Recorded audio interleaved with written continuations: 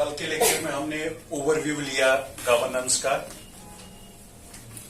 Governance क्या है exam के पर्सपेक्टिव से, कैसे इंपॉर्टेंट है। हमने कुछ क्वेश्चंस देखे, हमने सिलेबस देखा, हमने गवर्नेंस समझा, हमने गवर्नमेंट समझा, हमने ऑर्गेनाइजेशन समझी, हमने पावर समझा, हमने अथॉरिटी समझी, हमने देखा इंटरप्ले कैसे करते हैं ये चीजें।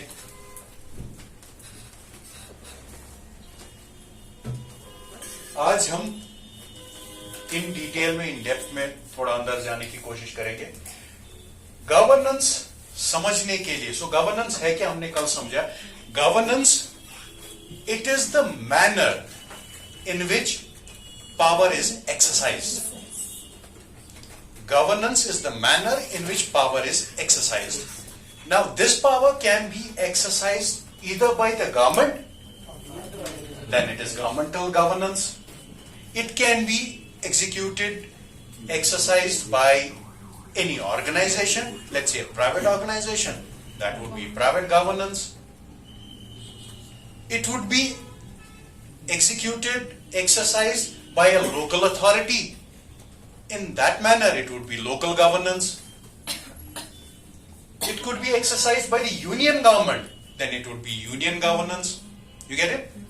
Now, governance is only the manner in which power is exercised by any institution, public, private, union, federal, whatever name you give it. हमारा काम है गवर्नेंस को समझना। अब गवर्नेंस को समझने के लिए सबसे पहले हम जो समझेंगे, हेडिंग दो, पब्लिक चॉइस अप्रोच। पब्लिक, अपने नोट्स बनाते जाओ, साथ साथ में लिखते जाओ।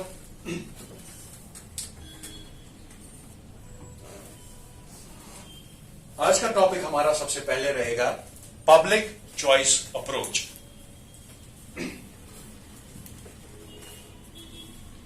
Have you heard of laissez faireism? What is that? Free from government intervention. क्या फ्री फ्रॉम गवर्नमेंट इंटरवेंशन? जब हमारा वो देखिए, 21st सेंचुरी में government is considered to be an institution. 21st century में government is considered to be an institution and organisation, nothing more than that. किस चीज के लिए? ऑर्गेनाइजेशन क्या है? Group of people coming together to fulfil one common goal. Government is also considered as an organization in the 21st century to reach to a goal. वो गोल क्या है? वो गोल है, we call it welfare. Welfare, बहबूदी society की, ये गोल है। This is a goal. कोई भी गोल अचीव करने के लिए we need an instrument. For example, you want to go yahan se to Lal Chowk.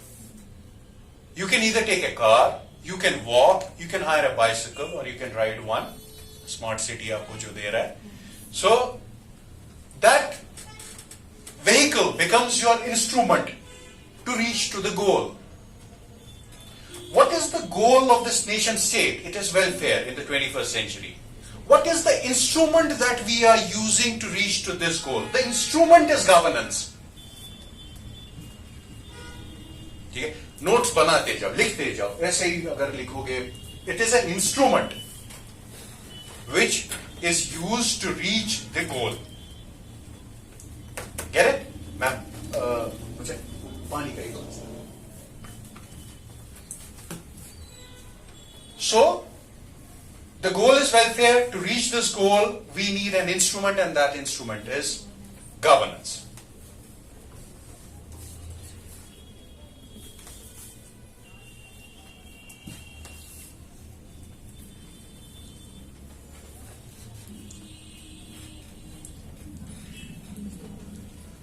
Decolonisation जब वर्ल्ड में स्टार्ट हुआ, डीकोलोनाइजेशन क्या है? जब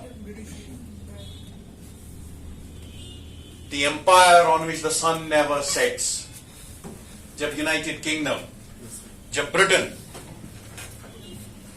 डीकोलोनाइज करने लगा, वेस्टर्न यूरोपियन बाकी कंट्रीज डीकोलोनाइज करने लगी अपनी स्टेट्स को, कोलोनाइज स्टेट्स को, जैसे इंडिया डीकॉलोनाइज हुआ 1947 में, हमने अपनी कॉलोनी से जब विड्रॉ करना स्टार्ट किया, वो जो फेज था, उस फेज के बाद की बात है। ये जरूरी समझना है इसको समझने के लिए। सो ये उस फेज की बात है कि गवर्नमेंट्स बनने लगी इन डीकोलोनाइज स्टेट्स में, गवर्नमेंट्स, सॉवरेन गवर्नमेंट्स बनने लगी, सॉवरेन गवर्नमेंट्स बनने लगी। और ये सॉवरेन गवर्नमेंट्स क्या करने लगी? ये काम करने लगी towards the welfare of the people, क्योंकि इनका मैंडेट था to work for the welfare of the people. 1947 में क्या होता है? What happened in 1947? Why is this year important? India attained its independence. Now India attains its independence in 1947. This is prior to 1947. This is post 1947. What happened? What was independence? हुआ क्या कि इससे पहले और इसके बाद में फर्क क्या था? इससे पहले और इसके बाद में फर्क यह था कि prior to 1947, this is post 1947. Prior to 1947, did India have a government? Yes, India had a government. Then Indian Independence Act of 1947 is passed, yahan pe. Then after that, did we have a government? Yes, we had a government. So what happened? Government to yahan bhi thi government. तो change क्या था? Change ये था 1947 के prior, the government which we had, that was a colonial government. That was not mandated to undertake welfare operations in the country. उनको mandate नहीं था ये करने का। आपने हिस्ट्री में पढ़ा है, अगर आपने नहीं पढ़ा है तो आप पढ़ोगे कि कॉलोनियल मास्टर्स जो थे, उन्होंने इंडिया को एज अ कॉलोनी यूज किया अपने घर बनाने के लिए back home in England. India को, कॉलोनीज को एक्सप्लॉइट किया, इंडिया भी उनमें से एक था जिसको एक्सप्लॉइट किया गया अपने घर बनाने के लिए। कहां? Back home. सो इंडिया 1947 से पहले गवर्नमेंट थी? हाँ थी। यहां पोस्ट थी 1951 में elections, and then we had the government. So यहां उसके साथ ही हमें इंटरिम गवर्नमेंट भी थी, बट 1947 से पहले भी गवर्नमेंट थी, बाद में भी गवर्नमेंट थी। तो इंडिपेंडेंस है क्या? आजादी थी क्या? आजादी ये थी कि 1947 से पहले जो गवर्नमेंट थी वो एक कॉलोनियल गवर्नमेंट थी जिसको मैंडेट नहीं था, जो मैंडेटेड नहीं थी टू अंडरटेक वेलफेयर ऑपरेशंस। क्या वेलफेयर ऑपरेशंस हुए? हाँ हुए, but they were not mandated. India ने रेलवेज बनी, अंग्रेजों के प्रायर टू 1947 बनी। क्या वो वेलफेयर ओरिएंटेशन था? हाँ, वेलफेयर था ना लोगों का, मगर क्या वो मैंडेटेड थे? क्या उनको, वो किसने, वो लोगों के लिए किया? नहीं, वो हिंटरलैंड को पोर्ट्स के साथ कनेक्ट करने के लिए किया। आर्मी मोबिलाइजेशन जल्दी हो सके, अगर कहीं पे कोई प्रॉब्लम होती है हम पुलिस को मोबिलाइज कर सके। ये क्या उससे पहले लॉ एंड ऑर्डर मेंटेन करने के लिए कोई था? पुलिस थी। हाँ, पुलिस थी, जिसको हम आईपी बोलते थे, इंडियन पुलिस, जिसको आज आप आईपीएस बोलते हो, तब आईपी बोला जाता था। क्या पुलिस यहां थी? हाँ थी। फिर यहां भी अगर पुलिस है और यहां भी 1947 के बाद भी पुलिस है, तो फिर फर्क क्या था? आजादी से हुआ क्या? हुआ ये कि यहां जो इंडियन पुलिस थी, this was military in nature. It was constituted, it was made so that colonial masters के operations, their agendas in this colony would be successfully executed. This was used for that. इसके बाद, आजादी के बाद 1947 के बाद हमारे पास पुलिस है। हाँ, हमारे पास पुलिस है। आईपी, जिसको मोस्टली आप आईपीएस बोलते हो, जो आईपी चेंज होकर आईपीएस हुआ, स्टेट पुलिस है हमारे यहाँ। But the point of the matter being that हमारे आजादी के बाद भी पुलिस है, मगर क्या ये मिलिट्री है? No, this is distinctively different from military. ठीक है? सो चेंज देख रहे हो क्या? गवर्नमेंट यहां भी थी मगर वेलफेयर ओरिएंटेड नहीं थी। गवर्नमेंट यहां भी है, वेलफेयर ओरिएंटेड अब है। हमने कॉन्स्टिट्यूशन में ही लिख डाला, We the people of India having solemnly resolved to constitute India in the sovereign socialist secular democratic republic. हम कह रहे हैं अब हम अपना आपके साथ क्या करने वाले हैं, हम वेलफेयर किस तरीके से करने वाले हैं। तो यहां भी था। तो ये आजादी क्या था? What was independence? Independence was a change. What was it a change from? It was a change from an exploitative government to a welfare-oriented government. It was a change from a military police to a law and order based police. It was a change from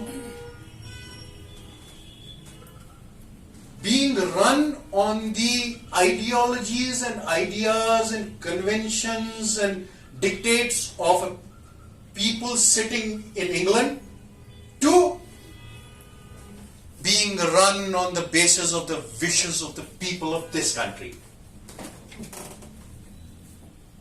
ऐसा change तो था. यहां किसी के और के basis पे, जो इंग्लैंड में डिसाइड होता था, उसके बेसिस पे यहां पॉलिसीज बनती थी. यहां भी पॉलिसीज बन रही है, मगर ये पॉलिसीज बन रही है based on the whims and the wills of the people of India through their elected representatives. बात समझ आ रही है? Now,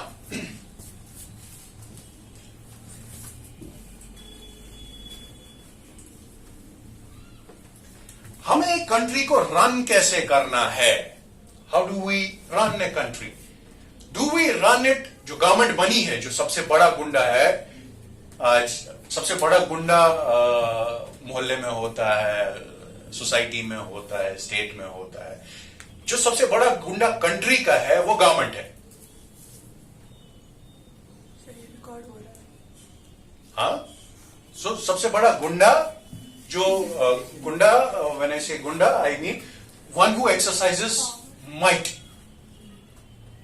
सो सबसे बड़ा गुंडा जो आपका है वो गवर्नमेंट है in a nation state. Now this government has to get things done. But what is it that it is looking at? कोई तो मार्गदर्शन होना चाहिए ना, हम कैसे, गवर्नमेंट क्या करे. ठीक है, वो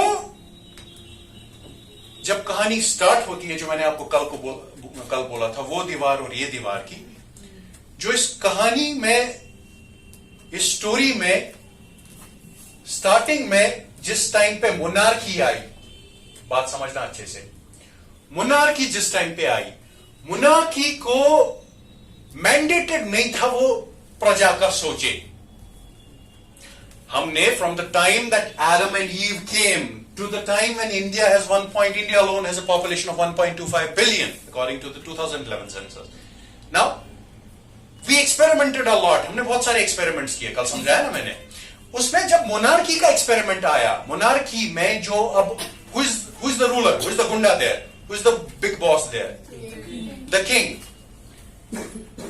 किंग को मैंडेटेड नहीं था कि वो लोगों का सोचे. उसको कोई बोलने वाला है कि तेरी प्रजा में, उस गांव में लोग भूखे मर रहे हैं, उनके पास रोड नहीं है, उनके पास ये नहीं है. कोई पंच सरपंच कुछ था जो रिप्रेजेंटेशन डालता किंग को? कुछ था नहीं. He had absolute power. Then once decolonisation took place, जब फ्रेंच रेवोल्यूशन आया, अमेरिकन वॉर ऑफ इंडिपेंडेंस हुआ, उस टाइम में जब डेमोक्रेसीज वर बॉर्न,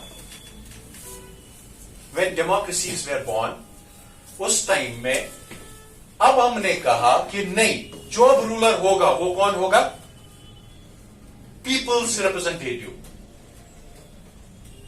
वो होगा पीपल्स रिप्रेजेंटेटिव. और जो ये पीपल्स रिप्रेजेंटेटिव होगा, ये कौन से काम करेगा? वो काम जो इसको लोग कहेंगे. सो यहां पे इसको बोलने वाला कोई नहीं था, नो रिप्रेजेंटेशन. यहां पे वी हैव रिप्रेजेंटेटिव्स. क्लियर है इतना?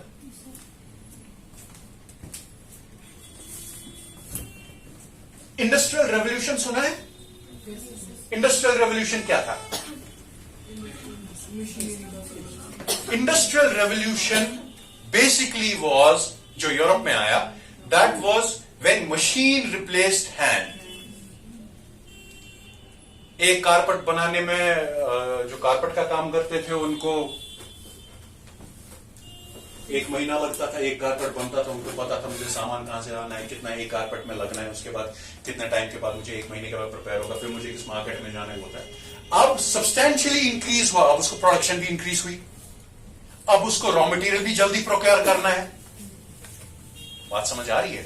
उसको जल्दी रॉ मटेरियल भी प्रोक्योर, तो उसका जो पूरा सिनारियो है वो चेंज हो गया. Industrial revolution change human, not only the human society, change how we do business. It brought management into business. क्योंकि अब चेंज हो रहा है ना. अभी तक एक टॉय में बनाता था एक दिन में, अब मैं एक मिनट में 1000 टॉयज बना रहा हूं. तो मुझे प्रोक्योरमेंट, मुझे रॉ मटेरियल जो लगेगा वो कहां से प्रोक्योर करना है, फिर उसको बेचना कहां है, मार्केट्स कहां है, तो वो चेंज होना है ना. इंडस्ट्रियल रेवोल्यूशन ये चीज लाई. इंडस्ट्रियल रेवोल्यूशन ने बहुत सारे नए आइडियाज को भी पर्कुलेट किया, और इसकी वजह से चेंज जो विजिबल थी वो गवर्नमेंट में भी थी. इंडस्ट्रियल रेवोल्यूशन ने चेंज मैंडेट की गवर्नेंस में भी. जिन प्रैक्टिसेस को बाद में गवर्नमेंट ने खुद में अप्लाई किया, ये असल में स्टार्ट हुआ था प्राइवेट ऑर्गेनाइजेशंस में. इंडस्ट्रियल रेवोल्यूशन बेसिकली स्टार्ट हुआ था प्राइवेट ऑर्गेनाइजेशंस में, मगर इनमें जो प्रैक्टिसेस चेंज हुई, उन प्रैक्टिसेस को बाद में कॉपी करने की कोशिश की गवर्नमेंट्स ने, जिसको यूके में बोला गया थैचरिज्म. मार्गरेट थैचर जो थी उनके नाम पे उसको थैचरिज्म वहां बोला गया. अमेरिका में उसको बोला गया रेगनिज्म. रोनाल्ड रेगन के टाइम पे रेगन ने वो इन्फ्लुएंसेस लाए. हो क्या रहा है, मैं बोल क्या रहा हूं मैं आपको, कि मार्केट के कंडीशंस ने मैंडेट किया ऑर्गेनाइजेशन में change at the highest level, governments में change at the highest level. Private organisations की वजह से चेंज आया गवर्नमेंट्स में. इंडस्ट्रियल रेवोल्यूशन ने उसको ऑफशूट किया. दुनिया में सबसे पहले देखने को मिला थैचरिज्म के फॉर्म में और रीगनिज्म के फॉर्म में. ठीक. पब्लिक चॉइस अप्रोच जो है, it is an economic theory of politics. Public choice approach is an economic theory of politics. Public choice approach जो है ये economic theory है politics की. जब ये हुआ था, जब मोनार्की खत्म हुई थी और उसके बाद डेमोक्रेसी आई थी, उस डेमोक्रेसी में हमने गोल क्या रखा था स्टेट का? What was the goal of the state? Very good. बात समझना अच्छे से, ये समझ आ जाएगा तो गवर्नेंस का ये टॉपिक अच्छे से समझ आना है. हमने जब मोनार्की लाई, मोनार्की हटाई, क्यों? क्योंकि उसका रिप्रेजेंटेटिव्स नहीं थे, वो खुद का सोचता था, उसको मैंडेटेड नहीं था, लोगों का वेलफेयर नहीं हो रहा था. हमने वहां से चेंज होके क्या लाया? डेमोक्रेसी. डेमोक्रेसी में हमने क्या बोला, उसका गोल क्या होगा? Very good, welfarism. Welfarism of the people. आगे चलते चलते जब हम गए स्टोरी में, पब्लिक चॉइस अप्रोच आया. पब्लिक चॉइस अप्रोच ने क्रिटिसाइज किया वेलफेयरिज्म को. बात समझ आ रही है मैं क्या बोल रहा हूं? पब्लिक चॉइस अप्रोच जो है, इसने क्रिटिसाइज किया वेलफेयरिज्म को, और इसने वेलफेयरिज्म को कहा ये इंडिविजुअल्स को खराब कर रहा है. अभी तक जो आपने पढ़ा है, अब आपको गवर्नेंस के पर्सपेक्टिव से मैं कुछ समझा रहा हूं. वेलफेयरिज्म हम बोलते हैं गवर्नमेंट्स हैं, हाँ गवर्नमेंट है, गवर्नमेंट काम कैसे करती है, गवर्नमेंट को क्या होता है, किस तरीके से चलती है, बनती है, वो पॉलिटी में पढ़ते हो. हम गवर्नेंस पढ़ रहे हैं, और गवर्नेंस में हम देख रहे हैं public choice approach. Public choice approach governance का क्या है? What is public choice approach of governance? Public choice approach of governance ये है इकोनॉमिक थियरी पॉलिटिक्स की. जो गवर्नमेंट्स हैं, जिनका कनोटेशन है, जिनका काम है वेलफेयर करना, ये पब्लिक चॉइस अप्रोच उसको क्रिटिसाइज करता है. ये पब्लिक चॉइस अप्रोच कहता है कि वेलफेयर स्टेट ने, वेलफेयरिज्म ने इंडिविजुअल्स के पोटेंशियल को खत्म कर दिया. पब्लिक चॉइस अप्रोच कह रहा है कि वेलफेयरिज्म ने लोगों के पोटेंशियल को खत्म किया. कैसे? कह रहा है कि क्योंकि अब स्टेट जो है, गवर्नमेंट जो है, उसको टेक केयर करना है, उसको टेक केयर करना है. क्यों? वेलफेयरिज्म वही है ना. कि स्टेट टेक केयर करेगी ऑफ इट्स पॉपुलेशन, वही है ना वेलफेयरिज्म। ये कह रहा है कि जब ये अंडरटेक करता है वेलफेयर करना लोगों का, लोग लेजी हो जाते हैं। इसने इसको क्रिटिसाइज किया, कहा ये वेलफेयर स्टेट नहीं है, ये नैनी स्टेट है। मुझे नैनी जो बच्चे को केयर देती है। सो समझ आ रहा है मैं क्या बोल रहा हूं? Now public choice approach criticise the welfare state as being a nanny state. ये लोगों के पोटेंशियल को हैम्पर कर रहा है, ये लोगों के पोटेंशियल को थ्वाट कर रहा है। ये नहीं होना चाहिए। इसके बजाय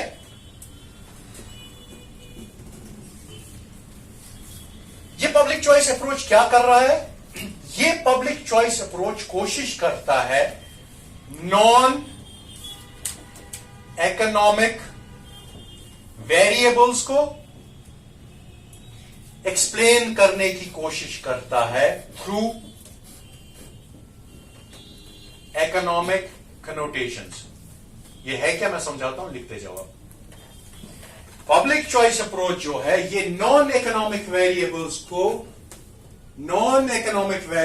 को एक्सप्लेन करने की कोशिश करता है थ्रू इकोनॉमिक कनोटेशंस या इकोनॉमिक मेथड्स।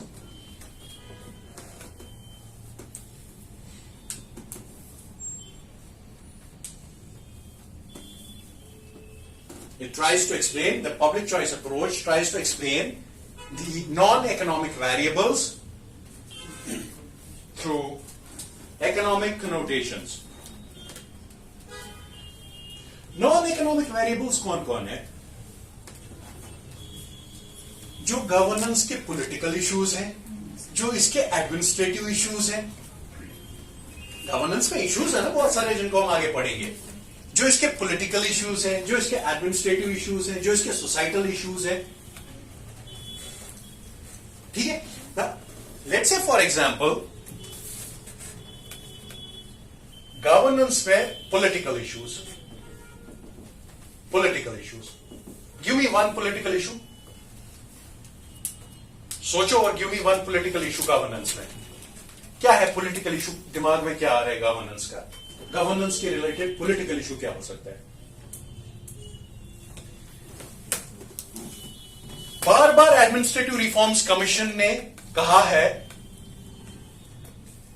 कि rampant political interference of the politicians with the bureaucrats is one of the reasons for their inefficiency and corruption. जो पॉलिटिकल बॉसेस हैं वो अनड्यू इन्फ्लुएंस करते हैं ब्यूरोक्रेट्स को। पॉलिटिकल लीडरशिप अलग है, ब्यूरोक्रेटिक लीडरशिप अलग है। पॉलिटिक्स अलग है, ब्यूरोक्रेसी अलग है। Politics, bureaucracy. Who is a politician or a politics? This is an elected head. ये elected है, इसको लोगों ने elect किया। While as a bureaucrat is an appointed head. इसको और डिटेल में हम देखेंगे जब हम सिविल सर्विसेज पढ़ेंगे, ब्यूरोक्रेसी रिफॉर्म्स में, गवर्नेंस में। बट यहां इतना पॉलिटिक्स जो है वो एक इलेक्टेड हेड है, पॉलिटिशियन, और ब्यूरोक्रेट जो है वो एक अपॉइंटेड हेड है। इसको लोगों ने इलेक्ट किया, इसने एग्जाम लिखा और क्वालिफाई किया और फिर बना। इसको किसी अथॉरिटी ने अपॉइंट किया, इसको लोगों ने इलेक्ट किया। डिफरेंस है? In the scheme of things जब हम ब्यूरोक्रेसी पढ़ेंगे तब हम देखेंगे पॉलिटिक्स जो है वो कंट्रोल करती है ब्यूरोक्रेसी को। पॉलिटिक्स जो है वो कंट्रोल कर, bureaucrats always work under politics. But when they interfere in their working,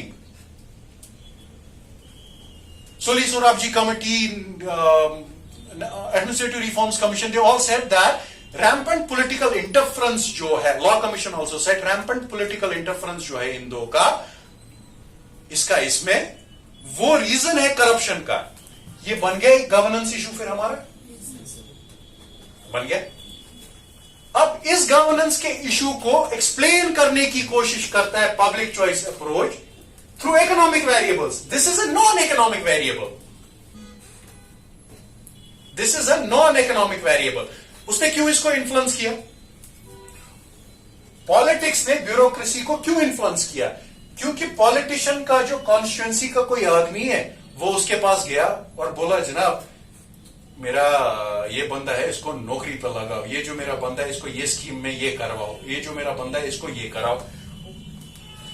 क्या उसने पैसे के लिए किया? We don't know. बट उसका क्योंकि कॉन्स्टिट्यूएंसी वाला था, उसको वोट चाहिए थे, या उसका कोई रिश्तेदार था, या so is it an economic or non economic variable? Non economic variable. So this non economic variable ये क्यों हुआ, फिर इसने इसको क्यों बोला? पब्लिक चॉइस अप्रोच इसको एक्सप्लेन करने की कोशिश करती है बट थ्रू इकोनॉमिक कनोटेशंस. जो उसमें रीजंस वो यूज करती है वो उसमें इकोनॉमी यूज करती है. क्लियर हो रहा है मैं क्या बोल रहा हूं? पक्का? गुड. आप लिखो.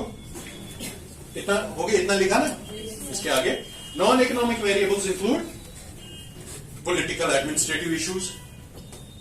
They include, non-economic variables include political administrative issues,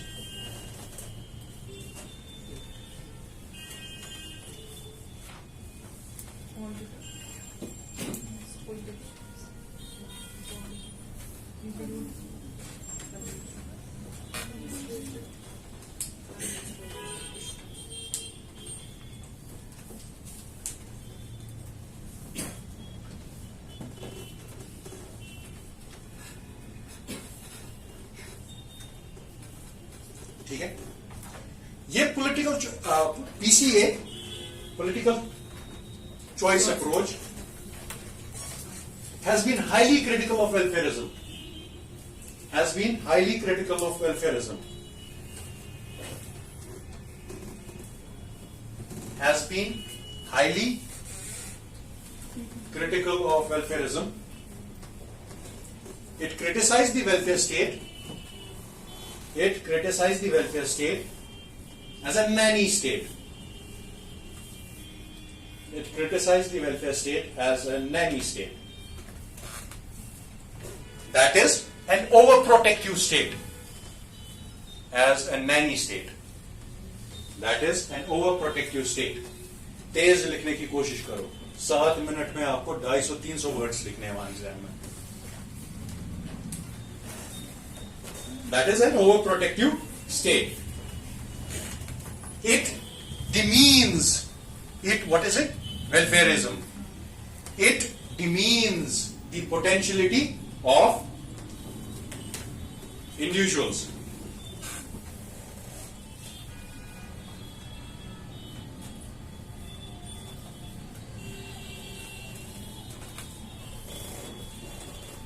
(1970s) में हमने देखा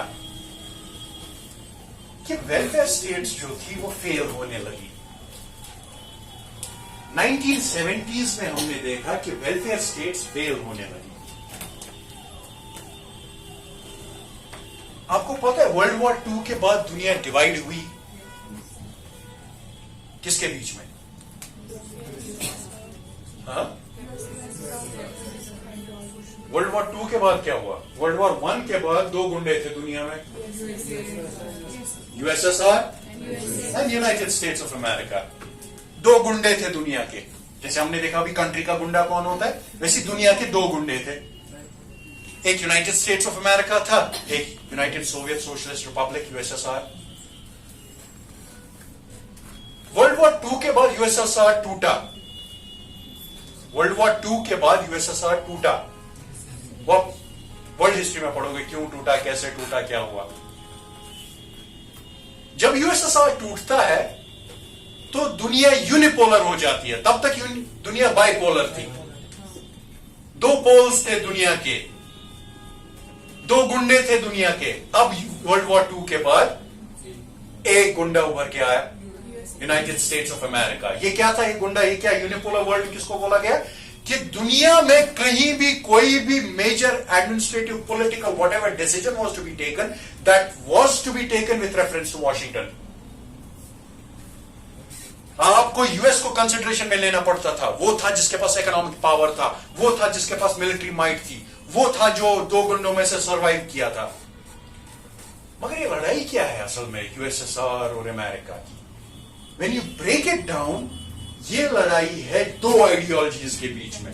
हर वक्त याद रखना, जहां भी इज्म आएगा, जहां भी हम इज्म यूज करेंगे, वो एक आइडियोलॉजी है, वो एक आइडियोलॉजी है, सोच है। Capitalism, ISM, ism, socialism, liberalism, जहां भी हम इज्म यूज करेंगे वो आइडियोलॉजी है। नाउ ये लड़ाई थी बिटवीन सोशलिज्म एंड कैपिटलिज्म। ये सोशलिज्म और कैपिटलिज्म क्या है? सोशलिज्म कहता है जो रशिया में प्रेवलेंट है। सो ये लड़ाई थी between socialism and capitalism. Socialism कहता है जो रशिया में प्रेवलेंट था, आज भी बहुत हद तक है, जिसको हमने बोरो किया आजादी के बाद बहुत हद तक। फिर 91 में हमने एलपीजीज किए, लिबरलाइज किया इकोनॉमी को, जिसको मनमोहन सिंह रिफॉर्म्स बोलते हैं इकोनॉमी में, आप उसको देखोगे। बट ये लड़ाई थी between socialism and capitalism. Socialism क्या कहता है? सोशलिज्म कहता है प्राइवेट ओनरशिप लैंड, लेबर और कैपिटल की नहीं होगी। मीन्स ऑफ प्रोडक्शन जो है, जिससे चीजें बनती है, land, labour, capital. Land own नहीं करेगा प्राइवेट बंदा, प्राइवेट एंटरप्राइज, प्राइवेट कंपनी, ये गवर्नमेंट का होगा। लेबर ओन नहीं करेगा कोई, ये गवर्नमेंट का होगा। कैपिटल ओन नहीं करेगा कोई, ये गवर्नमेंट का होगा। ये ट्रूली वेलफेयरिज्म की तरफ, सॉरी, ये ट्रूली वेलफेयरिज्म की तरफ जाता है। ये कहता है, सोशलिज्म कहता है कि मीन्स ऑफ प्रोडक्शन जो है उनको ओन करेगा स्टेट, किसी एक की मिल्कियत नहीं होगी।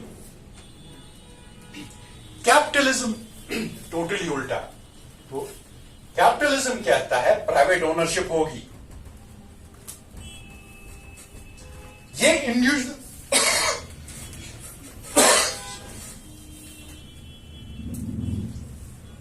अभी तक समझ आ रहा है? पक्का सच सच बताओ। सोशलिज्म कह रहा है प्राइवेट ओनरशिप नहीं होगी। कैपिटलिज्म कह रहा है कैपेबिलिटी है इंसान में, हो सकती है।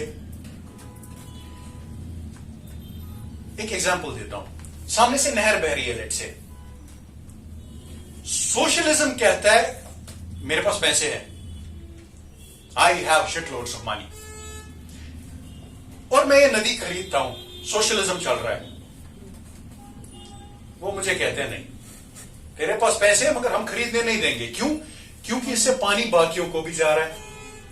अगर तूने इसको ओन किया, ये तेरी मिल्कियत होगी, तो चाहेगा पानी ही नहीं देगा बाकियों को। You owned it now, no? Just because you had money, you don't automatically get an authority to buy something which has greater value for other people, which can be of use to other people. तो socialism के अंदर मेरे पास पैसा है, मेरे पास resources है, मगर मैं प्राइवेट ओनरशिप नहीं ले सकता इस पानी की नहर की। समझ आ रहा है? Now coming to capitalism. Capitalism says आपके पास पैसा है, खरीद लो, फिर उसका पानी की बोतलें बनाओ, फिर वो बोतलें मार्केट में बेचो, पैसों में पानी बेचो। Capitalism does not undertake welfareism in that sense. It does take, that's a different debate, but capitalism focuses on individual's capacity. Capitalism का घर दुनिया में यूनाइटेड स्टेट्स ऑफ अमेरिका बन के खड़ा हुआ। यूएसए, आपने मूवीज में सुना होगा या लोगों से सुना होगा, it is the land of opportunities. United States of America, it is a land of opportunities. Why is it a land of opportunities? Because it is the god of capitalism. कोई उठता है, वो कहता है मुझे इंडिविजुअल्स में इतना ही है कि मुझे, चलो जी, I want to sell my body in United States of America, yes, go sell it. I want to buy नहर, go and buy it. Socialism में the state is the owner takes the ownership of everything. State says, खाना चाहिए मैं provide करूंगा, तेल चाहिए मैं provide करूंगा, टेलीफोन चाहिए, मोबाइल सर्विसेज चाहिए मैं प्रोवाइड करूंगा. इसीलिए इंडिया में भी व्हेन वी अटेन्ड इंडिपेंडेंस, जब हमने आजादी अटेन की, हमें दो मॉडल्स में किसी की तरफ जाना था और दुनिया में दो गुंडे बचे हुए थे. हमने, जो हमारे founding fathers of the nation थे, वो हाईली इंक्लाइंड थे टुवर्ड्स रशियन सोशलिज्म. उन्होंने socialistic form of development approach दिया 5 ईयर प्लान्स के साथ. उन्होंने कहा, जिसने प्लेग भी किया हमारी सोसाइटी को बहुत, उन्होंने कहा कि आपको खाना चाहिए, कोई नहीं, हम एफसीआई बनाएंगे, फूड कॉर्पोरेशन ऑफ इंडिया. अच्छा, मोबाइल पे बात करनी, टेलीफोन यूज करने, कोई नहीं, हम बीएसएनएल बनाएंगे. बात समझ आ रही है? स्टेट देगा जो चाहिए, स्टेट देगा. प्राइवेट ओनरशिप के लिए in fact one of the biggest problems that India face during that time was licence raj या इंस्पेक्टर राज, जिसको बोला जाता है. क्या आपको आप अगर घर पे कोई फैक्ट्री लगाए हो छोटे, उसको बनाने के लिए पहले आपको लाइसेंस लेनी थी, उसके बाद उसको ऑपरेशन बड़े अगर करना चाहते थे फिर से लाइसेंस लेनी थी, फिर लाइसेंस राज जिसको बोला गया. समझ रहे हो ना? क्योंकि स्टेट ओन कर रहा था सब कुछ. स्टेट कह रहा था, अच्छा जहाज में उड़ना है, कोई नहीं, मैं एयर इंडिया दूंगा, मैं ही बनाऊंगा. कहानी समझ आ रही है? So the state would say, whatever you want, we are going to provide, because we are a welfare state. So the state will take care of everything. Then what happened? In 1970s, we saw that the welfare state started to decline. याद करो, थोड़ा पीछे जाओ, उतने बड़े नहीं हो, जरा बीएसएनएल की सर्विसेज याद करो. हल्की सी बारिश होती थी तो क्या होता था? एयर इंडिया का हाल देखो, उसको परसों बेचना पड़ा. ठीक है? सो प्रॉब्लम्स ये आने लगी अंडर सोशलिज्म, सोशलिस्टिक फॉर्म, कि वेलफेयर स्टेट्स जो थी, ये या तो सर्विसेज दे नहीं पा रही थी, क्योंकि स्टेट ने अपने ऊपर इतनी चीजें ली थी कि वो ओवरबर्डन हो गया था. Am I making sense to you? Yes. So, the state had undertaken so many things under socialism that it said that it had started to fail, it had started to disintegrate. Either it was not able to provide the services, or if it provided the services were not adequate enough. वो adequate services नहीं थी, वो सही services नहीं थी, उनमें problems थी. तो पब्लिक चॉइस अप्रोच वाले वापस आ गए गेम में. उनको मौका मिला, उन्होंने इसको सीढ़ी बनाया कि तुमने तो खुद पे लिया था, कर क्यों नहीं पा रहे हो? स्टेट ही अगर ये, क्योंकि तुमने नैनी स्टेट बना के रखी, तुमने इंडिविजुअल का पोटेंशियल जो है वो खत्म किया, इसीलिए स्टेट फेल हो रही है. तुम्हारे लोग भी लेजी हैं, वो अपनी पोटेंशियल को पहुंच नहीं पा रहे, वो पहुंचते हैं मगर तुम दे ही नहीं रहे हो पहुंचते सोशलिज्म के under.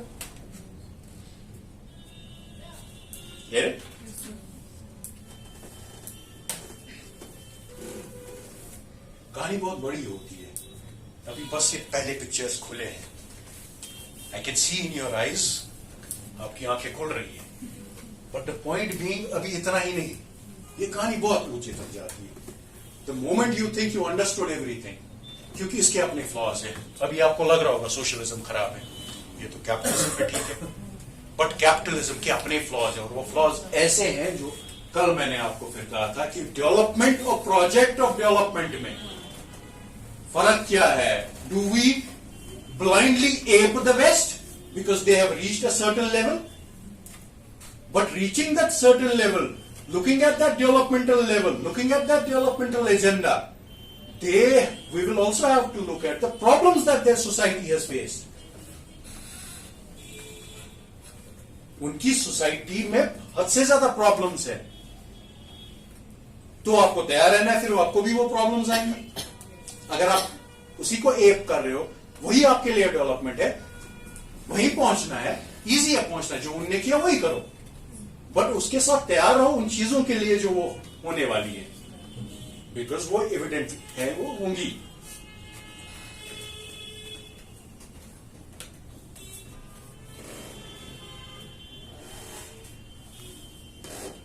So public choice approach को और एक मौका मिल गया, इसने क्रिटिसाइज करना स्टार्ट किया, क्योंकि 70s में फेल हो रही थी स्टेट्स, ठीक है, फाइनेंशियली ये इनवायबल थी। Welfare states were not viable, as was evident. Welfare states were not viable. Welfare states were not viable, as was evident in the 1970s crisis. Welfare states were not viable, as was evident in 1970s crisis. State was facing dual crisis.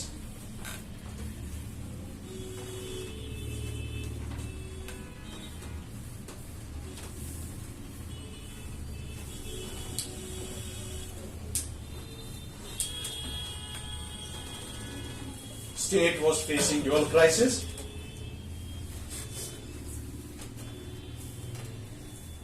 State was facing dual crisis, fiscal crisis and legitimacy crisis. Fiscal crisis and legitimacy crisis.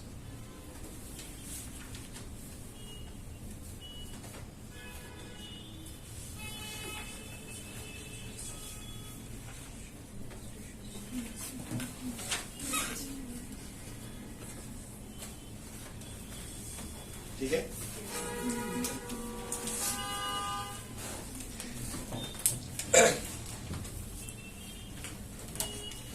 Now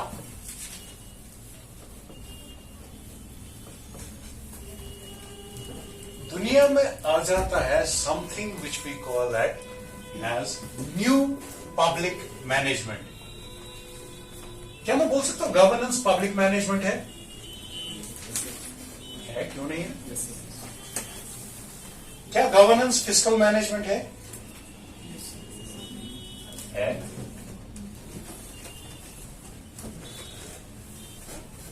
public choice approach समझ आए? New public management, new public management.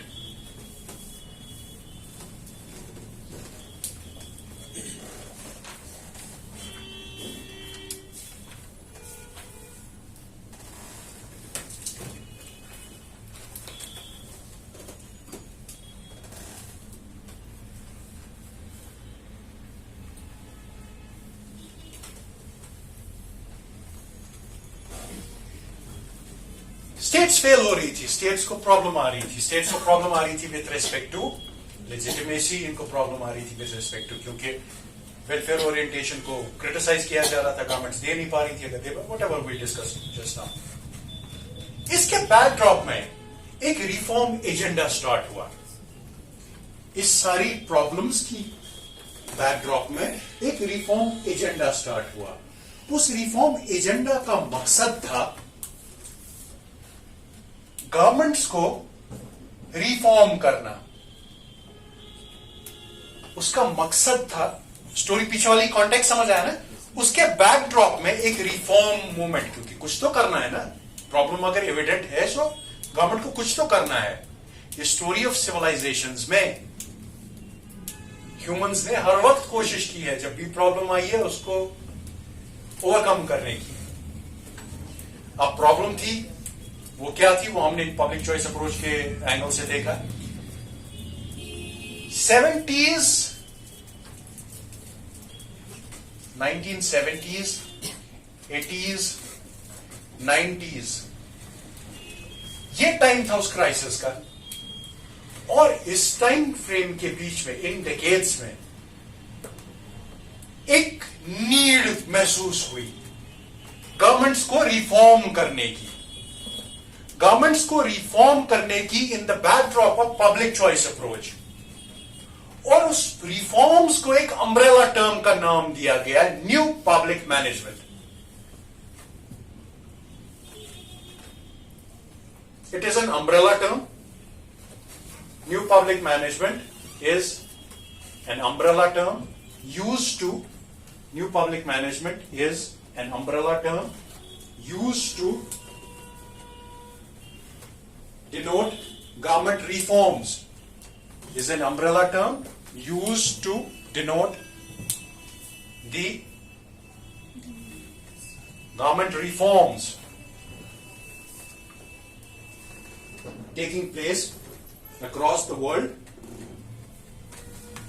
taking place across the world in 70s, 80s, 90s.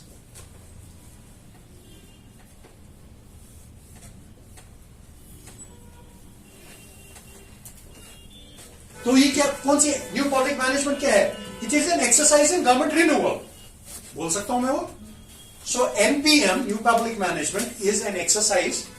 So new public management is an exercise in government renewal. So NPM is an exercise in government renewal.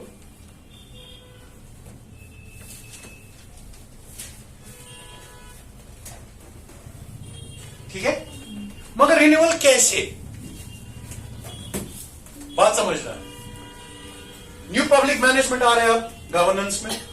New public management में renewal हो रहा है, reform हो रही है government. क्यों हो रही है? क्योंकि कुछ फेल हुआ था, क्योंकि किसी चीज को क्रिटिसाइज किया गया था, वो फेल हो गया, उसके बैकड्रॉप पे रिफॉर्म्स उठे. अगर वो फेल हुआ, कुछ था जो पास हुआ था, कुछ था जो चल रहा था. क्या चल रहा था? Very good. कैपिटलिज्म किस पे फोकस कर रहा है? वो किसका राज है वहां? कौन? Very good. Market. Very good. आप इसे निकल रहा है. You understood it. वो फेल हो रहा था, उसके बैकड्रॉप में उठा वो न्यू पब्लिक मैनेजमेंट.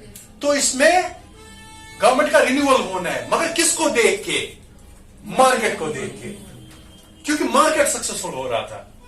मार्केट के अपने प्रैक्टिसेस है, गवर्नमेंट के अपने प्रैक्टिसेस है, मार्केट के अपने प्रैक्टिसेस है.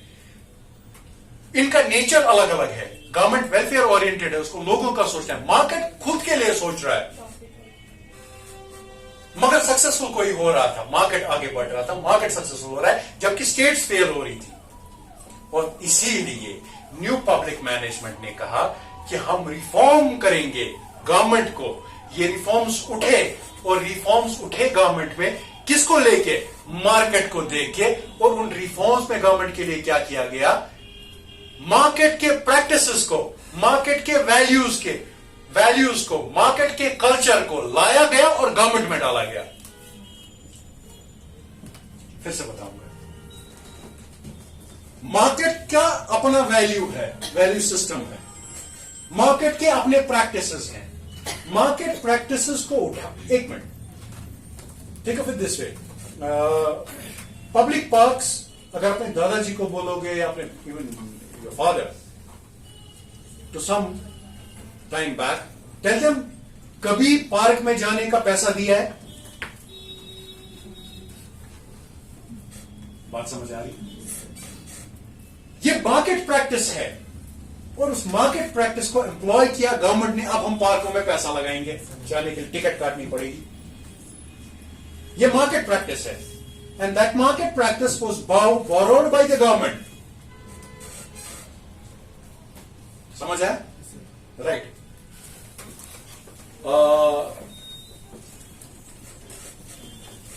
in NPM, market practices, values,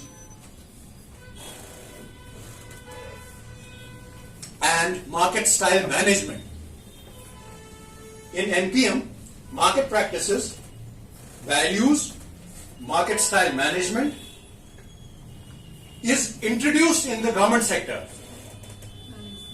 Is introduced in the government sector.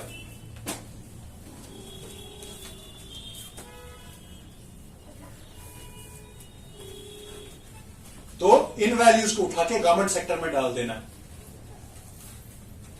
1980s में इसने कैप्चर किया हुआ था, 1980s में इसने कैप्चर किया हुआ था डेवलप्ड नॉर्थ को, डेवलप्ड कंट्रीज को, डेवलप्ड कंट्रीज को इसने कैप्चर किया था 1980s में, और within a decade, within no times ये रिफॉर्म्स जो है डेवलप्ड नॉर्थ से डेवलपिंग साउथ में इनकॉर्पोरेट हुए, within no time. Why? There were reasons for that, मैं समझाऊंगा. But 80s was the time when these developed countries had inculcated in them the new public management. Market practices को अपने government sector में ये use करने लगे थे. सो 1970s, इसको डाल दो, डैश डाल दिए अगर लिखोगे किसी तरीके से.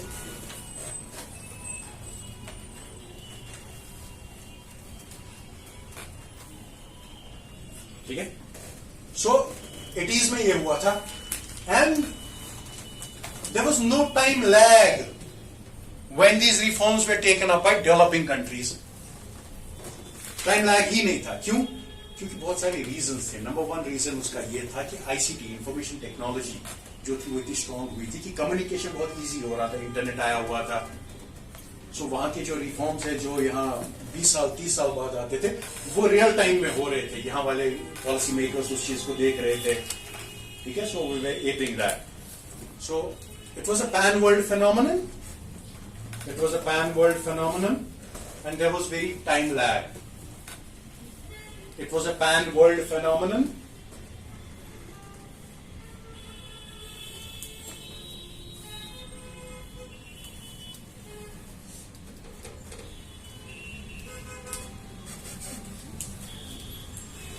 Okay? It was a pan world phenomenon, and there was a very little time lag. And there was a very little time lag for it to be adopted by, and there was a very little time lag for it to be adopted by the developing South.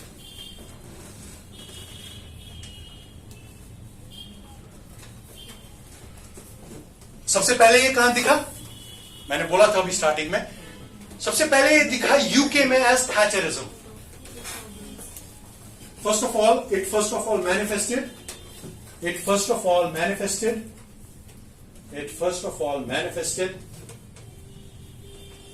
in the UK.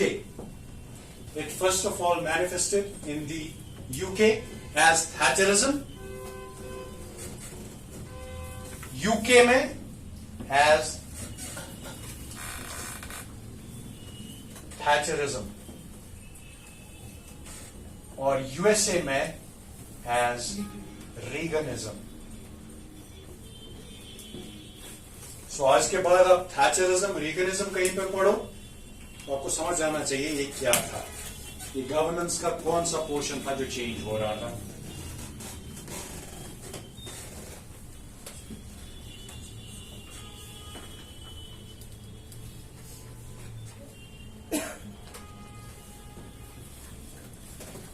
ठीक है.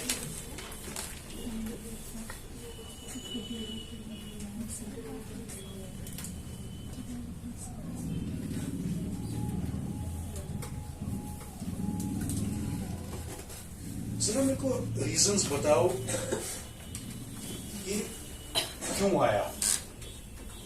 Reasons for need for change in governance through new public management.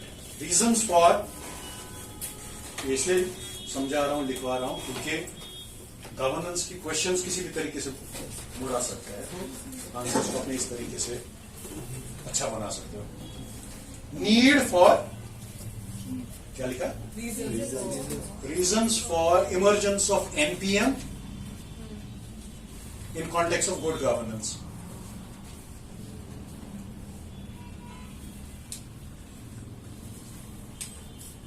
Reasons,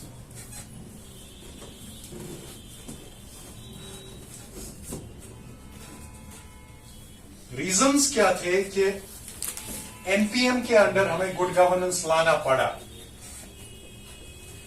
क्या मैं ये बोल सकता हूं? Productivity थी नहीं ना सर्विसेज में. Very good. Productivity, under welfare state, the state was costing more and working less. Under welfare state, so productivity पहला reason था. Under welfare state, the state was costing more, working less.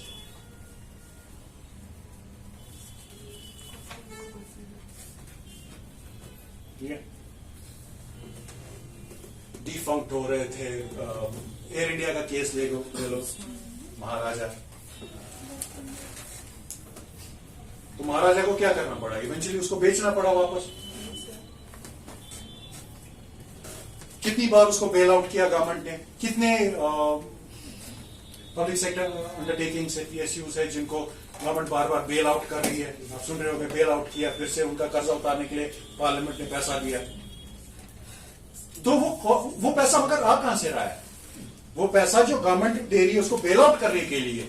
Organisation कोई fail हुई है, उस organisation को fail होने और उस पर जो कर्जा चढ़ा हुआ है, वो कर्जा उतारने के लिए गवर्नमेंट पैसा दे रही है. वो पैसा है किसका जो दे रही है?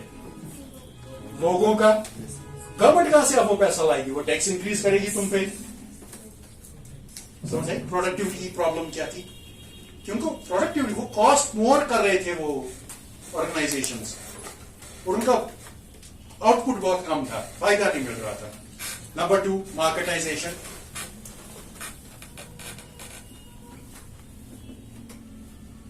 Marketisation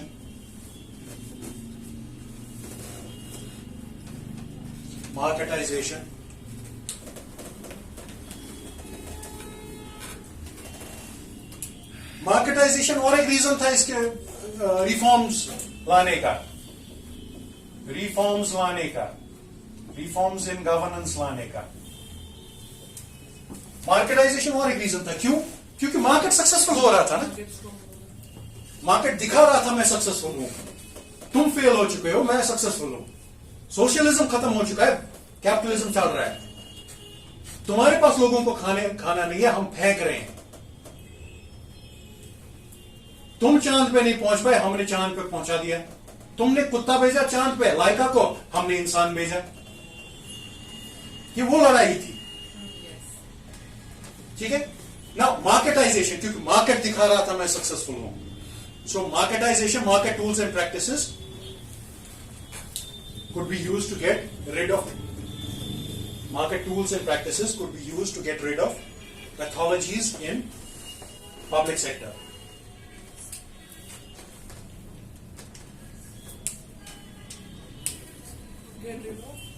Pathologies in the public sector.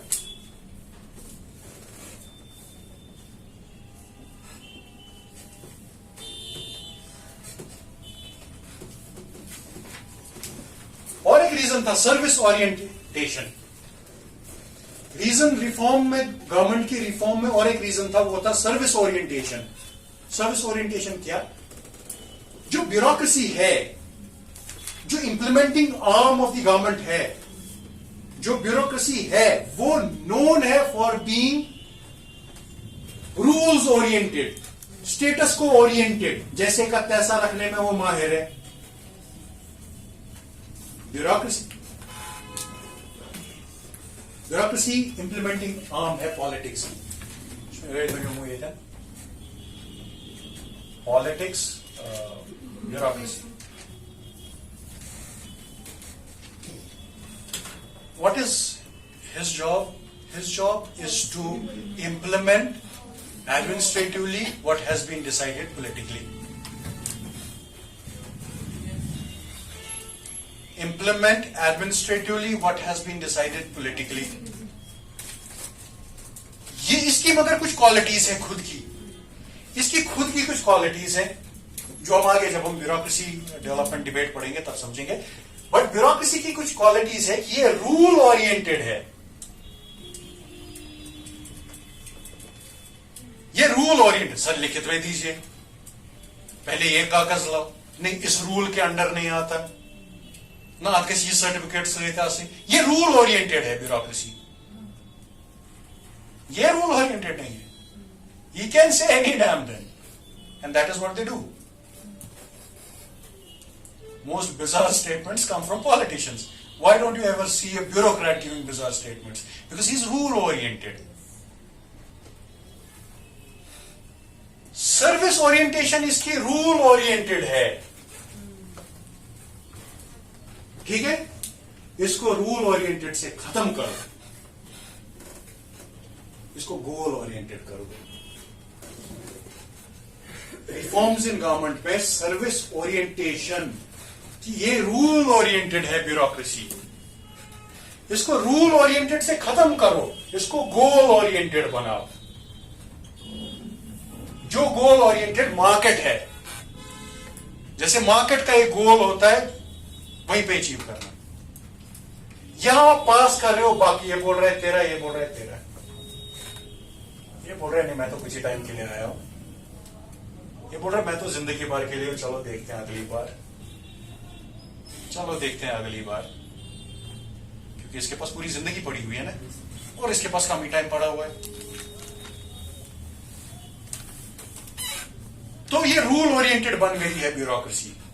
इसको चेंज करके, रूल ओरिएंटेड से चेंज करके इसको गोल ओरिएंटेड लाना, वो गोल बन गया पब्लिक रिफॉर्म का, गवर्नमेंट रिफॉर्म का, गवर्नेंस रिफॉर्म का. लिखो, public bureaucracy is generally known for rule orientation.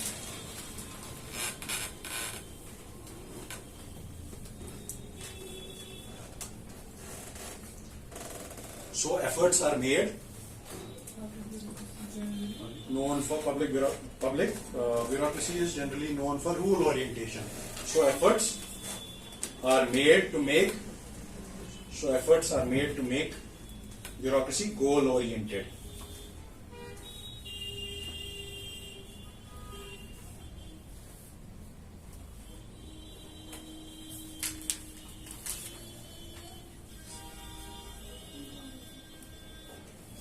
ठीक है. और एक रीजन इसका ये है डिसेंट्रलाइजेशन,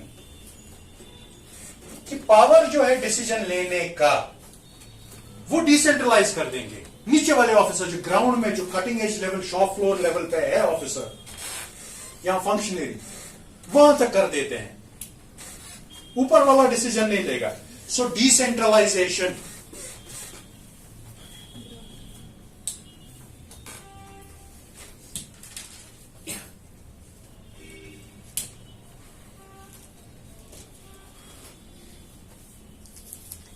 ठीक है. और एक इंपॉर्टेंट, आंसरेबिलिटी. आंसरेबिलिटी वेलफेयरिज्म के अंडर ब्यूरोक्रेसी आंसरेबिलिटी में इधर उधर चली जाती है. उतना स्ट्रिंजेंट नहीं है ब्यूरोक्रेसी का आंसरेबिलिटी, क्योंकि सेटअप वैसा है. मैं बहुत बड़ी स्टेटमेंट बोल रहा हूं, समझो. वेलफेयरिज्म के अंडर आंसरेबिलिटी ब्यूरोक्रेट्स की डॉज हो पाती है, क्योंकि वो आंसरेबल है पॉलिटिक्स को. कभी गवर्नमेंट है, कभी गवर्नमेंट नहीं है. कश्मीर का केस ले लो. Who is the civil servant answerable to when there is no political boss? You get it? मैं प्रॉब्लम्स बता रहा हूं आंसरेबिलिटी की ब्यूरोक्रेसी के. Even if there are, the bureaucracy is so mammoth, so big an organization, so big a workforce, कि और जो इनको ऊपर कर रहे हैं, it's a bottom heavy pyramid. जो ऊपर है वो बहुत कम लोग हैं, नीचे जो है वो बहुत ज्यादा हैं, जितना नीचे जाएंगे बहुत ज्यादा है. It's a bottom heavy pyramid. तो answerability जो है वो हर वक्त नहीं हो पाएगी 100%, क्योंकि जितना आप ऊपर जाओगे उतने लोग कम है और उनका बर्डन इंक्रीज हो रहा है. यहां सेगमेंटल फंक्शन से इंक्रीज जितना हो गए, यहां इंटीग्रल फंक्शन से, और लोग जो ऊपर है वो बहुत कम है. फिर ऊपर पार्लियामेंट है, पार्लियामेंट के सेशन से उसको पूरे इंडिया का देखना है, और कुछ ये रिप्रेजेंटेटिव है. सो आंसरेबिलिटी डॉज होती है जो भी आपने बनाया है. मगर अगर हम मार्केट प्रिंसिपल्स को लाए यहां पे, किसी में आप में से किसी ने कॉर्पोरेट में कभी काम किया? अगर किसी रिश्तेदार ने किया हो, किसी दोस्त ने किया हो, उसको कभी पूछना कॉर्पोरेट कल्चर में क्या. I did that. जिंदगी में एक बार मैंने कॉर्पोरेट का एक्सपीरियंस भी लिया है. And I tell you, I will never go back to corporate. It sucks the life out of you. मुझे अपना आप लगता था मैं वर्कहॉलिक हूं. Then I went to corporate and it was मैं तू कुछ नहीं है. मैं दिखाता हूं वर्कहॉलिक किसको बोलते हैं.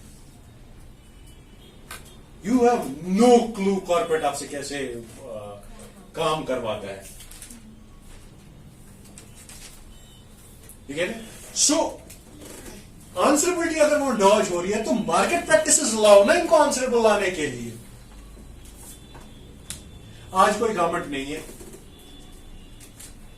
जेल के में और हैंड्स डाउन आपको अक्रॉस द सिस्टम कोई भी बोल देगा, चाहे वो एक आइडियोलॉजी का हो, दूसरी आइडियोलॉजी का हो, एक पॉलिटिकल पार्टी के साथ उसकी एफिलिएशन हो, दूसरे के साथ हो, आपको अक्रॉस द सिस्टम ही बोलेंगे काम तो हो रहा है, सिस्टम रिस्पॉन्सिव तो हो गया है. तो जनरली रिस्पॉन्सिव तो पॉलिटिक्स के अंडर होता था क्योंकि आंसरेबिलिटी तो पॉलिटिक्स के अंडर है.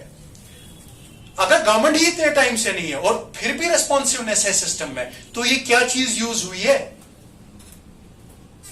This is new public management, जहां यूज कुछ मार्केट प्रैक्टिसेस को किया गया है. बार बार आपने परसों से सुना, ऊपर से डायरेक्शंस थे इनको कि हर जगह पब्लिक दरबार